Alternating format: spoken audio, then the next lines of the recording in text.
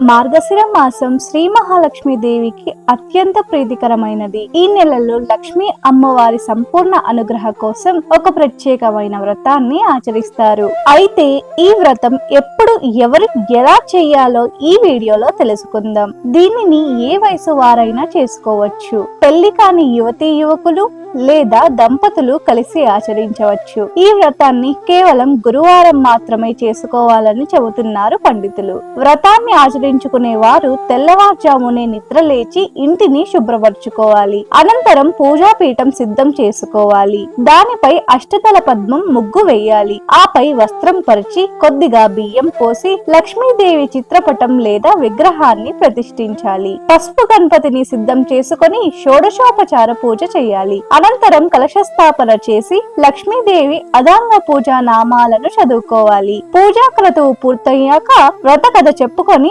అక్షతలు తలపై వేసుకోవాలి. చివరిగా క్షమా ప్రార్థనతో అమ్మవారి పూజకు స్వస్తి పలకాలి. దీనిని ఒక్కసారి ప్రారంభిస్తే ఎన్నిసార్లైనా చేసుకోవచ్చు. సిరి సంపదలు కురిపించే శ్రీ మహాలక్ష్మి దేవి వ్రతానికి ఉద్యాపన అంటూ ఏమీ లేదు కనుక యథాశక్తిగా ఎవరైనా సులువుగా చేసుకోవచ్చు. ఈ వ్రతం ఆచరించడం వలన దారిద్ర్యం దరిచేరకుండా ఉండి అఖండ ఐశ్వర్యం ప్రాప్తిస్తుంది. ఈ వీడియో మీకు నచ్చినట్లయితే ఒక లైక్ కొట్టి మా ఛానల్ ను సబ్స్క్రైబ్ చేసుకోండి. ధన్యవాదాలు.